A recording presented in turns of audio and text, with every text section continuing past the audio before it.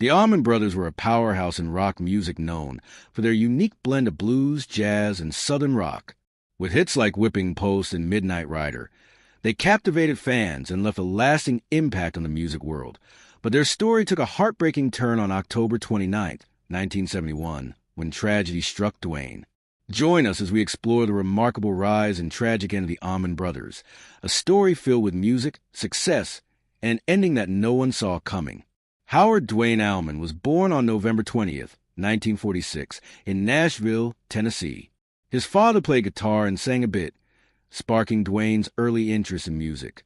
Tragically, when Duane was just 3 years old, his father was shot and killed by a hitchhiker he had picked up who had recently escaped from either jail or a mental institution. After his father's death, Duane and his brother Greg spent most of their summers with their grandmother. It was there that Greg began learning guitar from a neighbor.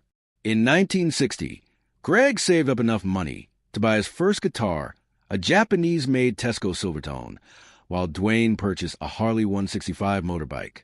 Known for his adventurous spirit, Duane was always taking risks, whether it was riding motorcycles or climbing to the top of a newly finished building. At first, this created some tension between the brothers. However, as Duane heard his brother play more often, his interest in the guitar grew as well. At the age of 14, Duane decided to start playing guitar too. Then one day, Greg walked in on Duane playing his guitar, leading to a huge fight between the two brothers. However, their rivalry soon turned into a mutual passion. After Duane crashed his motorbike, he traded it for his own Silvertone guitar, and later, his mother bought him a Gibson Les Paul Jr. then. On a regular night out, the Allman Brothers went to a rhythm and blues concert that would change their lives. Watching blues guitarist B.B. King perform, Duane turned to Greg and said, "We have to get into this." And from that moment on, Duane had one goal, to be a rock and roll star. He declared, "I'm quitting school, I'm getting a job in music, and that's the end of that." Duane picked up the guitar quickly and soon became the better guitarist of the two. True to his word, Duane quit school in the 9th grade to play music full-time. He found his passion, and there was no stopping him. The brothers began playing publicly in 1961, joining or forming various local bands over the years, including the Kings, the Uniques, White Teens, the Shufflers, the Misfits, the Almond Joys, and Hourglass. But despite their efforts, nothing seemed to really click. But Duane wasn't one to sit on his laurels, and he was determined to find the perfect band. He was already jamming with Barry Oakley on bass, Dickie Betts on lead guitar, and Jimo on drums when he recruited Butch Trucks as the second drummer. And a couple weeks later, the 5 musicians found themselves jamming in a small room at Barry's home. You gotta respect it. If you don't like it, brother, it'll do it. They really got into a flow, and the jam session lasted for almost 4 hours. When the music finally trailed off, Duane looked around the room and said, "Man, anyone who ain't gonna play in my band has got to fight their way out." They had the band, but now all they still needed was a singer. But of course, Duane had someone in mind, his little brother Greg, who happened to be in Los Angeles at the time. Greg was in a dark place, contemplating taking his own life. He explained the situation in a letter he drunkenly wrote to Cameron Crowe in 1973 while on tour promoting their latest album, Brothers and Sisters. He wrote, "I've been building a nerve to end things. Then Duane called me and told me he had a band. He said, 'I want you to come down here, round it up, and send it somewhere.'"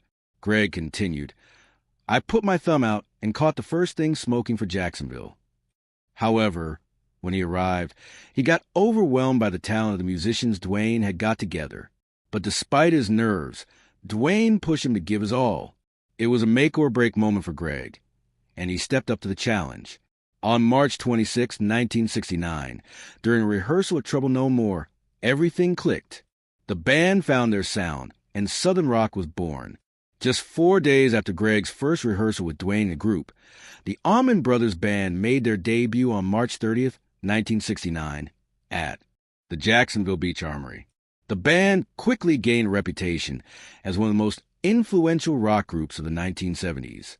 In a 1971 Rolling Stone article, George Kimball praised them as the best damn rock and roll band this country has produced in the past 5 years. In September 1969, they recorded their debut album in New York, which was released a few months later, setting the stage for their legendary status in rock history. Duane Allman was only 22 years old at this time, but he was arguably the greatest slide guitar player in the world. The way he got into slide playing is actually a really funny story. He began learning slide guitar on his birthday in 1968 while recovering from a left elbow injury from a fall. Greg brought him Taj Mahal's debut album and a bottle of quercetin pills as a birthday present. Duane, still angry about the injury, initially ignored the gift, but 2 hours later, he called Greg excitedly, asking him to come over. Duane had emptied the pills, cleaned the bottle, and used it as a slide to play along with the song Statesboro Blues from the album.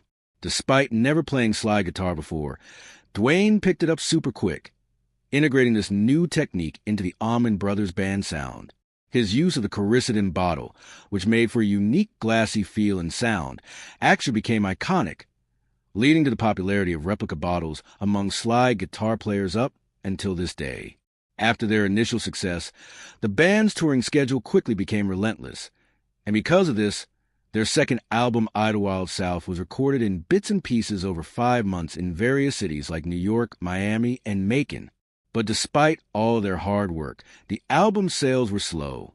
But this didn't hold Duane back, as he pushed the band to perform 300 gigs in 1970, earning them a reputation of being an amazing live band. And it wasn't long after this that Duane Allman would become known as a legend. Despite his small stature, standing only about 5 feet 7 inches or 5 feet 8 inches, and being extremely thin, Duane had an undeniable charisma.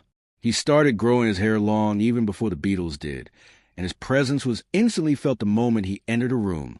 And somehow, he could make his guitar talk and sing like no one else. The Allman Brothers recorded their first live album at Fillmore East in March 1971, and within 2 weeks it landed on the American charts, changing their career forever. Meanwhile, Duane kept busy by helping out with other artists' albums whenever he had the chance. He would often show up unexpectedly at recording sessions and add his touch to the tracks being recorded, and in return he got paid in cash, but didn't always receive credit, making it nearly impossible to list all his contributions. After 2 years of constant touring, the band was finally seeing some success. They decided to take a short break to relax and enjoy their achievements. But sadly, this relaxation would be short-lived. On October 21st, 1971, Duane Allman decided to take a quick ride on his Harley-Davidson Sportster to visit Barry Oakley's 2-story house known as the Big House of Mon. He wanted to wish Barry's wife, Linda, a happy birthday. After leaving the big house around 5:45 p.m., Duane headed east on Hillcrest Avenue. Duane's ride was smooth until he reached the intersection of Hillcrest and Bartlett. There, a flatbed boom truck appeared seemingly out of nowhere.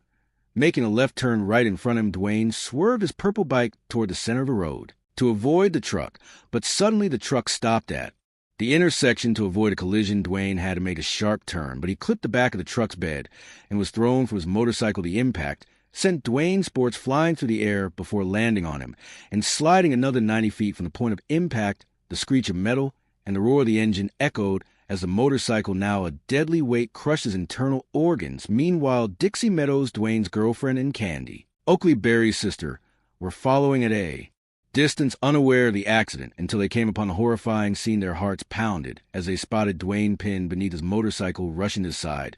They stayed with him, desperate to offer comfort, until an ambulance arrived. Paramedics arrived and quickly loaded Duane into the ambulance. He had no visible injuries, except some bumps and scrapes, but on the way to the hospital, Duane stopped breathing twice, but both times paramedics managed to revive him with mouth resuscitation. When the ambulance finally reached Mon Medical Center, Duane was alive, but his injuries were severe. After 3 grueling hours of surgery, his body couldn't overcome the damage, and Duane was pronounced dead. Dr. Charles Braun, the surgeon, who operated on Duane later, said that any one of the injuries Duane suffered, his collapsed chest, ruptured coronary artery, or severely damaged liver, could have been fatal on its own, but with all these injuries combined, there was almost no chance of survival.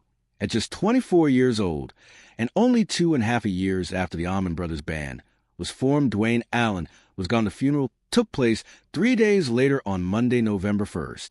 1971 at Max Memorial Chapel, nearly 300 friends, family, and fans gathered to pay their respects. Duane's guitar case was placed at the front of his casket, surrounded by flowers, with the Allman Brothers Band gear set up behind. At 3 o'clock p.m., the remaining band members performed several of Duane's favorite songs as a tribute after Duane Allman's funeral, and a few weeks more, the remaining members of the Allman Brothers Band pushed through, picking up where they left off with live performances, and in finishing recordings that Duane's death had interrupted. But tragedy struck again in 1972, just 1 year and 2 weeks after Duane's crash, when bassist Barry Oakley died in a motorcycle accident only a few blocks from the intersection where Duane had been fatally injured. The band continued, but they never quite recaptured the magic they had under Duane's leadership. As we look back on Duane Allman's life, his profound influence on music becomes clear. In 2003, Rolling Stone magazine honored him as the second greatest guitarist of all time, just behind Jimi Hendrix. And even in 2023, he was ranked as the 10th greatest guitarist. It's sad to think about the potential success Duane Allman might have had if not for that tragic accident in October 1971.